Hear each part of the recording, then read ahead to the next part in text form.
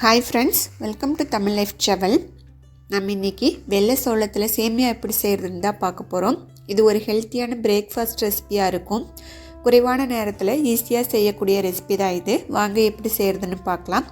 அதுக்கு முன்னாடி நம்ம சேனல் இது வரைக்கும் சப்ஸ்கிரைப் பண்ணாதவங்க சப்ஸ்கிரைப் பண்ணிவிடுங்க. அப்படியே பக்கத்தில் இருக்க பெல் பட்டனை ப்ரெஸ் பண்ணி ஆளுங்கிற ஆப்ஷனை கிளிக் பண்ணிவிடுங்க. வாங்க வீடியோக்குள்ளே போகலாம். இந்த சேமியா செய்ய நான் அணில் சேமியா பாக்கெட் தான் எடுத்திருக்கேன். இதில் வெள்ளை சோள சேமியான்னு இருக்கும், அந்த பாக்கெட் எடுத்துக்கோங்க. இதுக்கு நான் ஒரு பவுலில் தண்ணி எடுத்திருக்கேன். இதில் 1 டீஸ்பூன் அளவுக்கு உப்பு சேர்த்துக்கலாம்.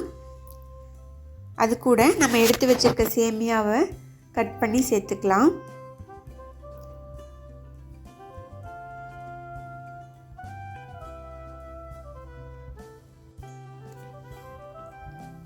சேமியாவை இது போல் சேர்த்துட்டு நல்லா கலந்து விட்டுக்கலாம்.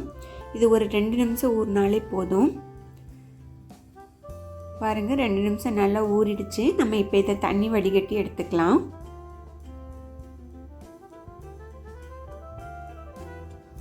நான் இப்போ தண்ணி வடிகட்டி எடுத்துட்டேன். சேமியா நல்லா ஊறி இருக்கு.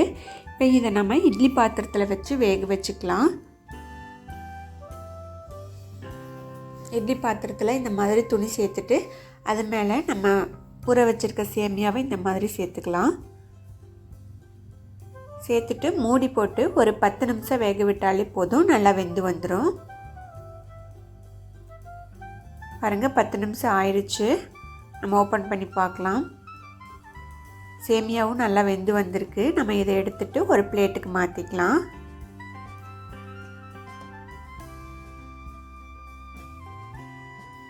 பாருங்கள், கொஞ்சம் கூட துணியில் ஒட்டாமல் சூப்பராக வந்திருக்கு. இதை நம்ம ஒரு ஃபோக் வச்சு உளுத்தி விட்டுக்கலாம். சூடாக இருக்கும்போதே உளுத்தி விட்டோம் அப்படின்னா நல்லா உதிரி உதிரியாக வரும்.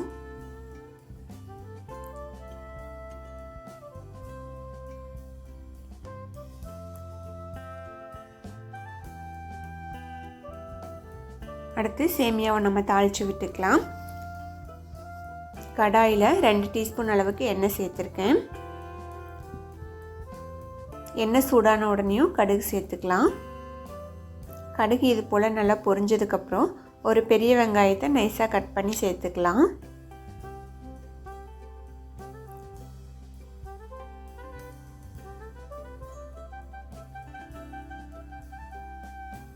அடுத்து இது கூடவே ஒரு 3 பச்சை மிளகாய் சேர்த்துக்கலாம்.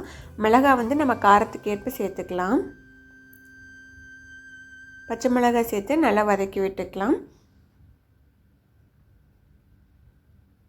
வெங்காயம் மிளகாய் இது போல் நல்லா வதங்கி வந்ததுக்கப்புறம் இதில் ஒரு மீடியம் சைஸ் தக்காளியை நைஸாக கட் பண்ணி சேர்த்துக்கலாம். இந்த தக்காளி சேர்க்குறது ஆப்ஷனல் தான். உங்களுக்கு தக்காளி ஃப்ளேவர் பிடிக்காது அப்படின்னா இந்த ஸ்டெப்பை ஸ்கிப் பண்ணிடலாம். தக்காளி சேர்த்து இது போல் நல்லா வதக்கி விட்டுக்கலாம். தக்காளி வதங்கறதுக்கு தேவையான அளவு உப்பு சேர்த்துக்கலாம். உப்பு குறைவாக சேர்த்தாலே போதும், ஏன்னா ஆல்ரெடி நம்ம உப்பு சேர்த்துருக்கோம்.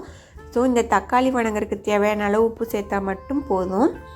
உப்பு சேர்த்து இது போல் நல்லா வதக்கி விட்டுக்கலாம். பாருங்கள், தக்காளி நல்லா சுருண்டு வதங்கி வந்துருச்சு.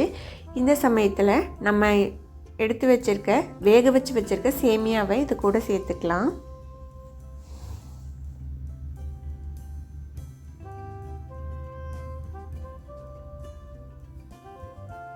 சேமியாவை சேர்த்து நல்லா கிளறி விட்டுக்கலாம். இது கிளறும் போதே உங்களுக்கு தெரியும் எவ்வளோ உதிரி உதிரியாக இருக்குதுன்னு சொல்லிட்டு. சேமியா ஒன்றோட ஒன்று ஒட்டாமல் சூப்பராக வந்திருக்கு.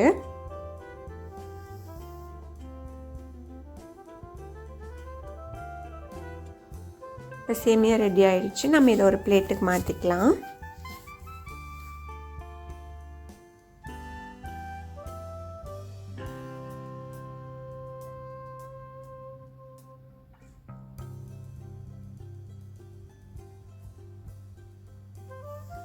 சூப்பரான சோள சேமியா ரெடி ஆயிடுச்சு.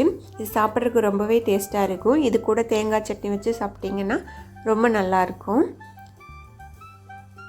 நார்மலாக சாதாரணமாக செஞ்சு கொடுக்கறத விட இந்த மாதிரி டிஃப்ரெண்ட்டாக செஞ்சு கொடுத்தோம்னா குழந்தைங்களும் விரும்பி சாப்பிடுவாங்க. இதே போல் நீங்களும் செஞ்சு பார்த்துட்டு எப்படி இருக்குன்னு ஃபீட்பேக் சொல்லுங்கள். இந்த வீடியோ பிடிச்சிருந்தால் லைக் பண்ணுங்கள், உங்கள் ஃப்ரெண்ட்ஸ்க்கெல்லாம் ஷேர் பண்ணுங்கள். மறக்காமல் தமிழ் லைஃப் ட்ராவல் சேனலுக்கு சப்ஸ்கிரைப் பண்ணுங்கள். தேங்க்யூ.